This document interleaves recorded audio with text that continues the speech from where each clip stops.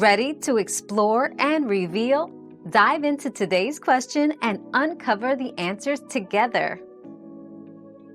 Fees involved in online stock trading can vary widely by platform but generally include commission fees, account maintenance fees, and withdrawal fees. Some platforms charge a per-trade commission, while others offer commission-free trading but may include other types of fees. Spread costs, the difference between the buying and selling price, can also affect profitability.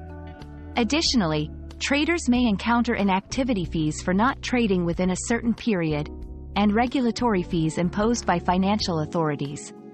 It's crucial to review a platform's fee structure before trading to understand the total cost of investing. Another mystery solved, but many more await. Keep up with our daily discoveries by subscribing and turning on notifications.